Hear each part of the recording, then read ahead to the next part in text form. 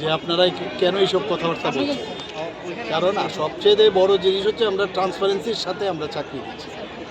কোথাও কোনো জায়গায় বলতে পারবে না যে আমরা মানে ডেভিয়েট হয়ে কোনো চাকরি দিচ্ছি।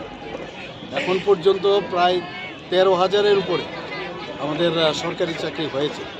এখনও আপনি যেটা বললেন ডেইলি আমাদের কিছু না কিছু ঘোষণা হচ্ছে, একটু ক্রিয়েশনও হচ্ছে, আবার ফিলিং আপও হচ্ছে। তো সব জায়গায় আমরা চাকরি তো দিচ্ছি, কিন্তু সবাইকে তো চাকরি দিয়ে হবে না।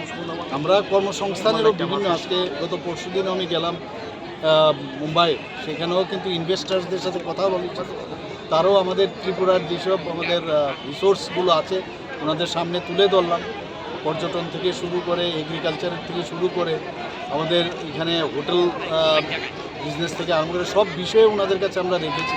আগরের বিষয়ে কথা বলেছি, রাবারের বিষয়ে কথা বলেছি, বিভিন্ন যেসব আমাদের রিসোর্সগুলো আছে, ট্যুরিজমের বিভিন্ন সাইটগুলো সম্পর্কে আলোচনা। তারা কিন্তু বলছে আমাদের ব্যাম্বো ইন্ডাস্ট্রির কথা বলেছি, আমাদের পলিসিগুলো আমরা বলেছি, ইনসেন্টিভস কীভাবে দেই, ইন্ডাস্ট্রিয়াল পলিসি আমাদের আছে, সমস্ত বিষয় নিয়ে ওনাদের সামনে আমি রেখেছি এবং মানুষ আসছে এখন।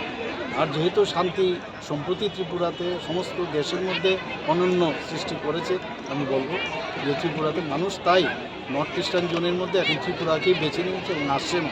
কাজে এখানেও কর্মসংস্থানের সুযোগ হবে। তো এটা তো করতেই হবে আমাদের, খালি চাকরি দিতে হবে না।